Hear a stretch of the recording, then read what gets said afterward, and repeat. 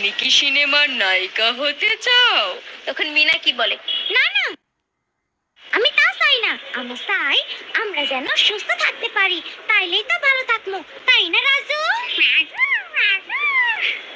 এই তো আলহামদুলিল্লাহ, অনেক ভালো। আমরা শুনতে একটা ডায়লগ দিয়ে শুরু করতে চাই। ডায়লগ আজকে যেহেতু রোড সাইড কিচেনের ওপেনিং চলতেছে, তো সেটা নিয়ে আমার মিনার ভয়েস।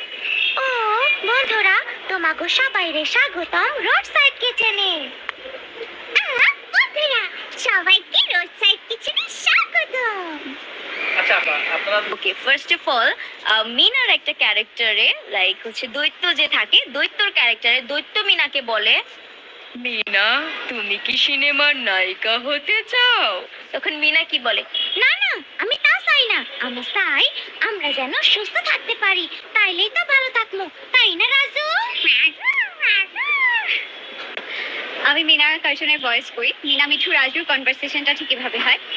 ও মিঠু, তুমি চিন্তা করো না, রানীর লগে আমরা ডাক্তার আপার লগে কথা কমু। ডাক্তার আপার পরামর্শতে রানী জলদি ঠিক হইয়া যাইব। তুমি চিন্তা করো না মিঠু। রাজু, উঠান ঝাড়ু দাও।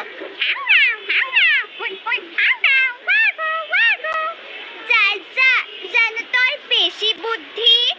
আজ সারাদিন আমি মেলা কাম করছি, চুলা জ্বালাইছি, উঠান ঝাড়ু দিছি, মিনা সব কাম আমি করছি। তুমি কি করছো? হ্যাঁ,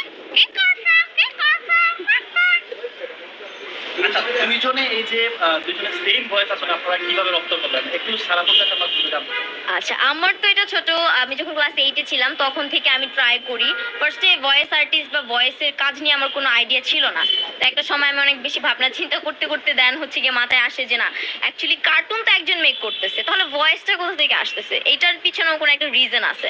দেন ওইখান থেকে আমি অনেক ঘাটাঘাটি করে অনেক কিছু বের করি, তারপর থেকে আমি শুরু করি আস্তে আস্তে।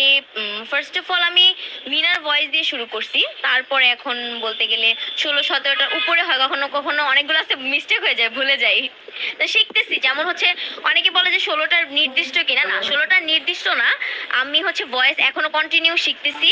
নতুন নতুন অনেক ভয়েস আমি বর্তমানে শিখেছি, যেমন হচ্ছে ডোরেমনের মধ্যে যে সুনিও থাকে, সুনিওর আম্মা একটা ফানি ক্যারেক্টার, ওই ক্যারেক্টারটা শিখেছি, আরো অনেকগুলো শেখার ট্রাই করতেছি। একটু আমরা শুনতে চাই।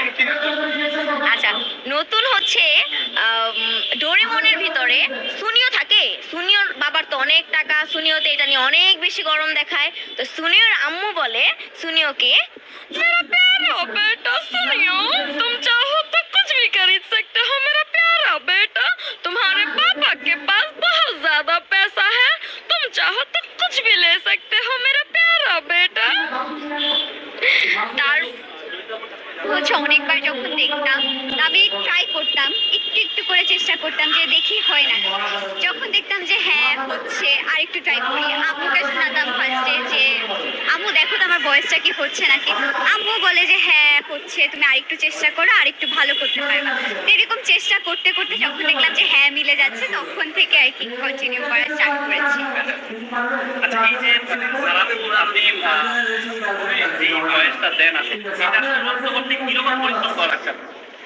পরিশ্রম বলতে যে অবভিয়াসলি যখন ভয়েস দিই তখন গলার উপরে অনেক বেশি প্রেসার পড়ে, এই দিকে একটু ফলো রাখতে হয়। তাছাড়া অনেক সময় প্রবলেম হয়, যেমন গলা ব্যথা করে বা বারবার চেঞ্জ করতে পারি না, বাট এখন মোটামুটি অভ্যাস হয়ে গেছে। এখন পরপর আমি চাইলে 16-17টা একবারও চেঞ্জ করে ফেলতে পারি।